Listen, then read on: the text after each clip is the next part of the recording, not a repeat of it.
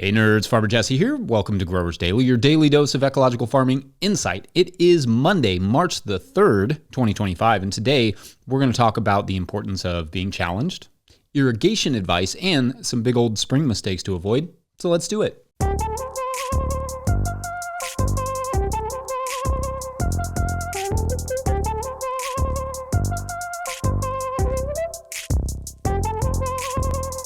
All right, well, welcome to March, everyone. It happened. It changed from February to March just like that. I hope you all had a lovely weekend. I had a nice weekend myself, and it started on Friday, actually, when Hannah and I went to see the live taping of Kentucky Sports Radio. I've talked about this show before. This is like a local daily sports radio show.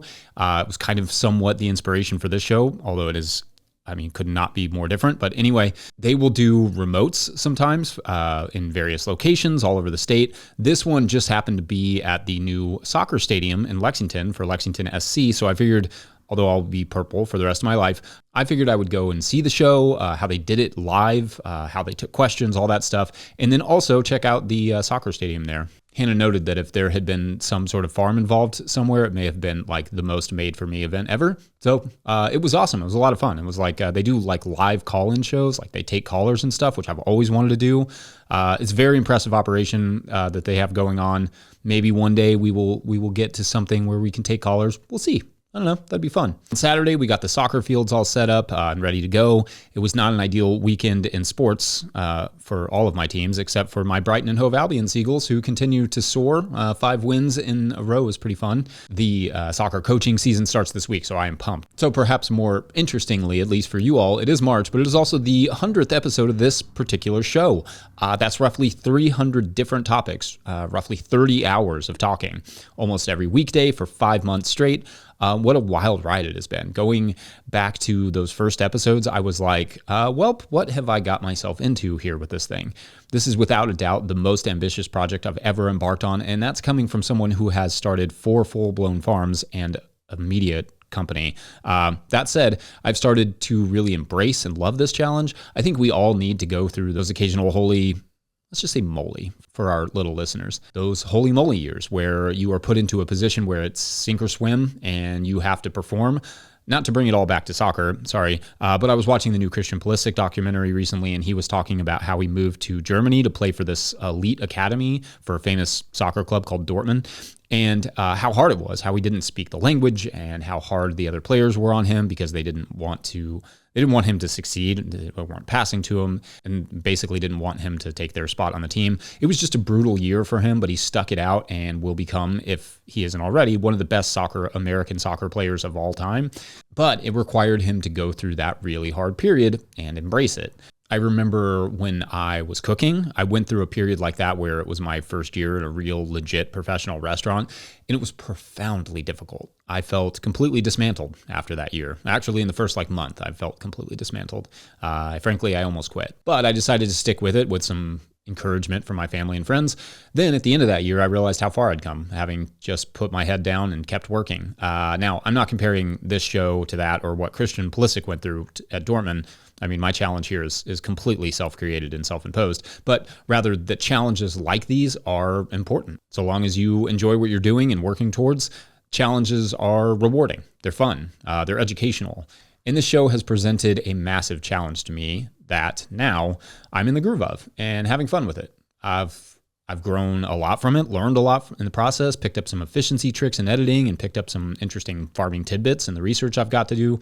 Of course, the season hasn't started yet, so talk to me at episode 200, and we'll see how much I love these challenges then. I had no idea how a daily podcast would work, or frankly, how it would go over, but I knew that I personally love daily podcasts, like that Kentucky Sports Radio show that I went to see.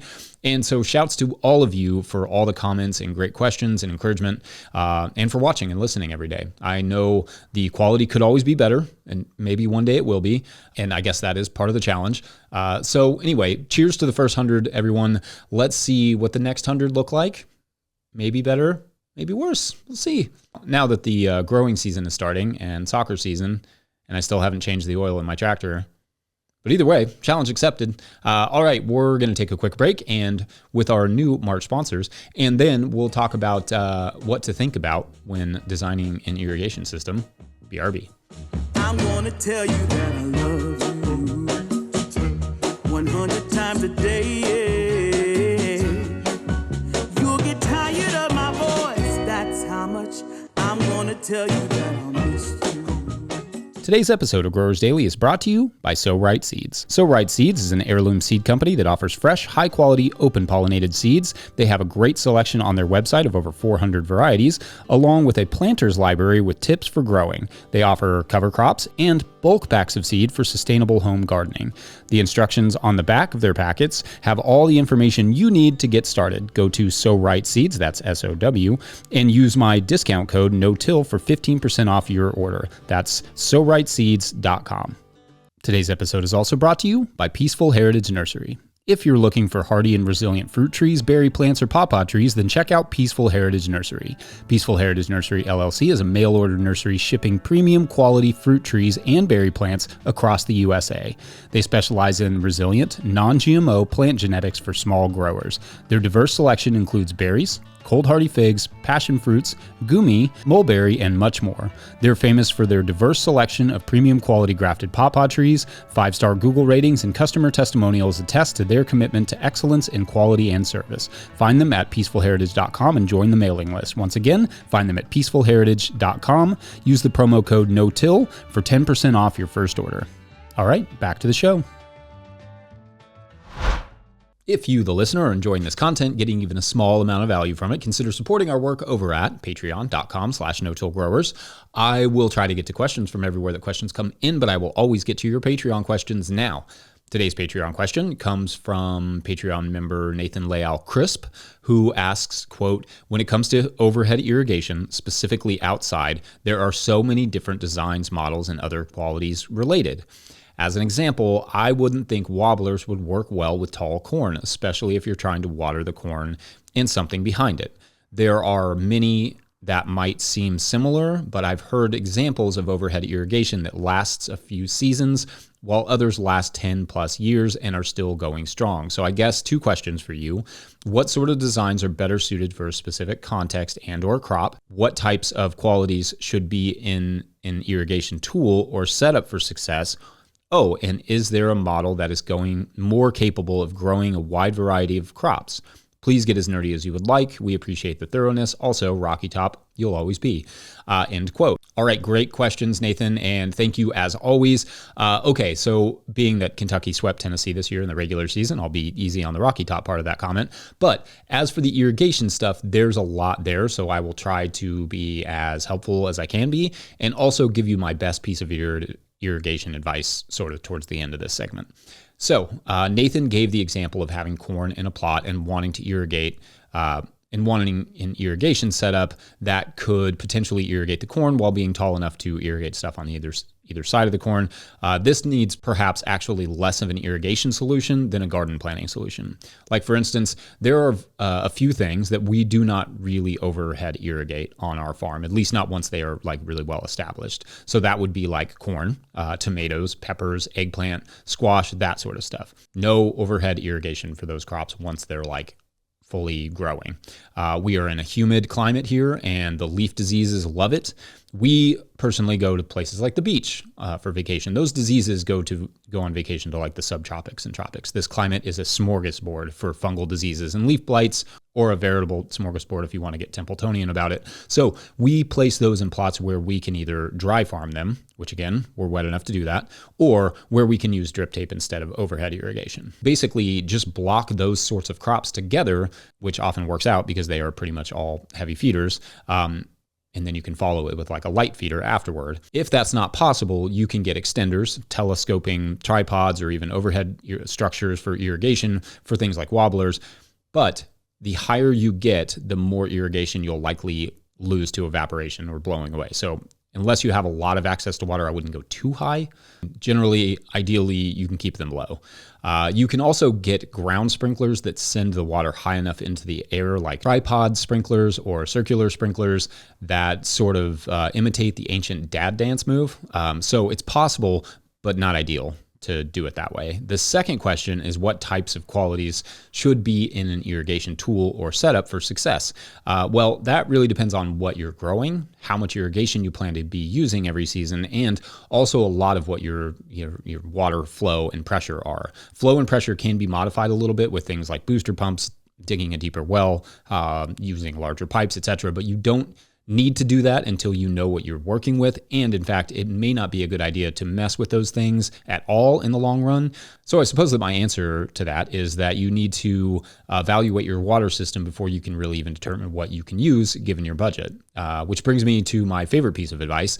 Ask irrigation supply places if they will help you with your irrigation design. Irrigation, water pressure, all these things, these are pretty complicated ideas. So it's nice to have a professional who that's what they do. Assuming they're game to do that, they will ask you a bunch of questions, maybe ask for some drawings of your farm or your irrigation idea, and then give you a whole list of stuff to buy from them.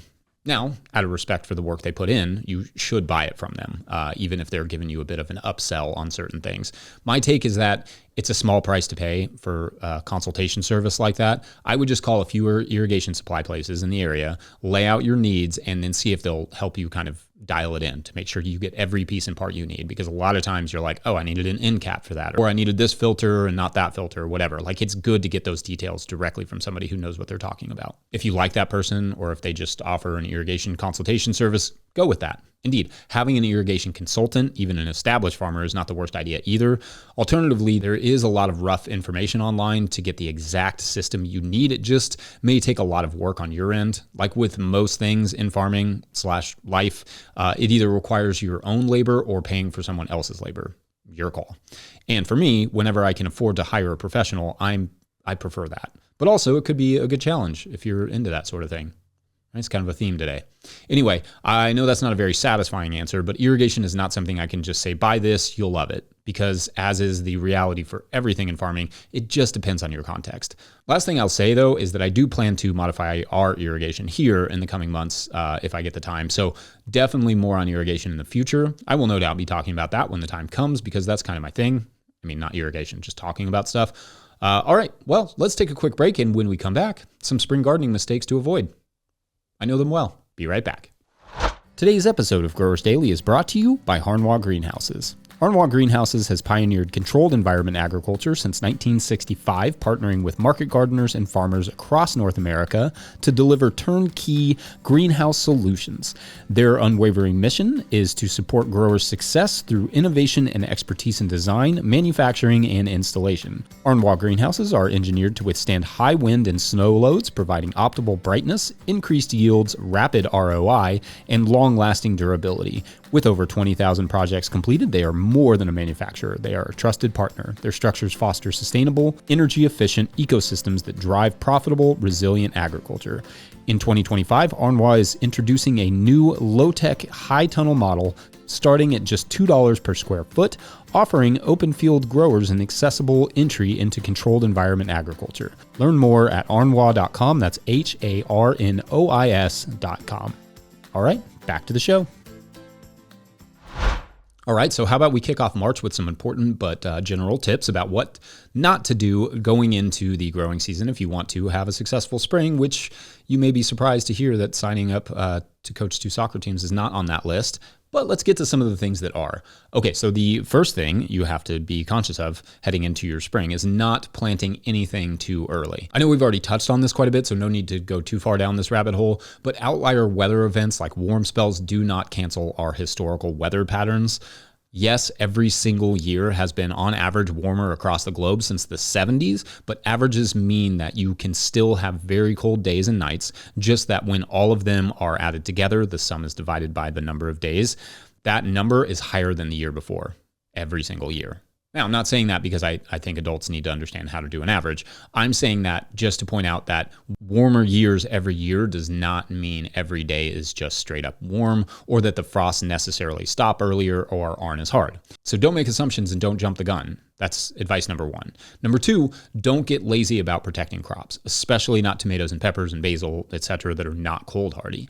Just because the weather says it will be just above freezing does not mean it will be just above freezing on your farm. To repeat, if you look up the weather and it says it's going to be, 35 degrees in your local town, that does not mean it's going to be 35 degrees where you are. It could be 28 degrees where you are if you're in a low spot. Those temperatures are often taken and predicted for towns and cities, not rural low-lying areas where the temperature can be several degrees colder.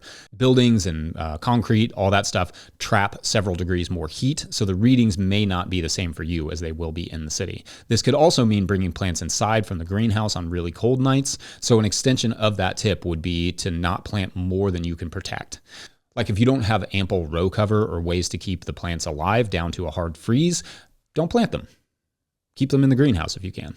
Now, the nice thing about the spring is that unlike the winter when the sun goes down at 5 p.m. or whatever and doesn't come up until 8 a.m., the period of time that the ground will stay out of warm sunlight is substantial. In the spring, the nights get shorter and shorter, so that period of a hard frost or freeze is generally a shorter window, meaning that if it is going to get down to close to freezing, it's not going to stay there for very long.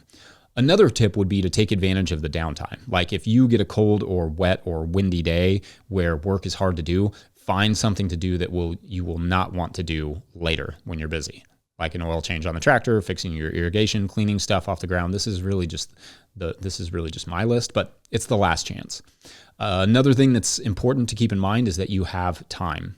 This one is big for me. It took me a long time to realize this. I am always having to remind myself that I have the time to take the notes I need to take and do the task right. There's this old adage in farming that there is never enough time to do it right the first time, but seemingly always enough time to do it again, or some variation thereof. Basically, instead of having to do something over again, just do it right the first time. Just go slow, make sure it gets done correctly.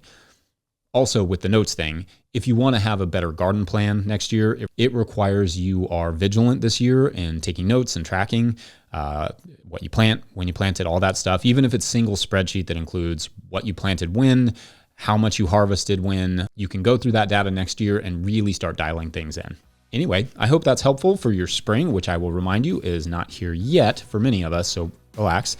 Enjoy your March. There's lots of basketball coming up. March Madness is here. I'm ready for it. Otherwise, I'm going to end it there. Enormous thank you to all of our show sponsors for the month of February and now for the month of March. Huge shouts to Willie Breeding for the theme music and the team at No-Till Growers. Also shouts to Epidemic Sound for the background music you hear.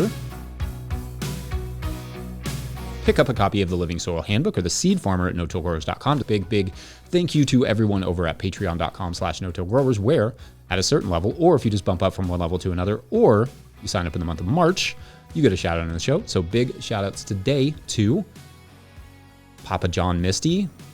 Good name. Stephen Garfinkel, Kelly Rose, Mark, and Martin Kumaru, and Bill Price. Bill, I had forgotten to mention your name last month. I must have missed it. My apologies there. If I ever do that, Patreon members, just send me a message on Patreon so I see it, and I will take care of that. My bad. Massive appreciation for your support, though, Bill. All right, so this is actually an opera. I mean, with a name like Papa John Misty, how can it not be a rock opera? Anyway, it's about, it takes place in Seattle, and it's about how Seattle lost the Seattle Supersonics, the NBA team, but the rise of the storm. And also, there's kind of an undercurrent in this particular opera about how difficult and challenging of an environment it is to grow food and vegetables in Seattle because the rain, and I don't know, it's complicated. Actually, I don't know if that's true, but they do cram a lot into this opera, which I appreciate. Anyway, thanks for watching and or listening. We will see you tomorrow for Tuesday. It's a great day. It's one of those of the weekdays.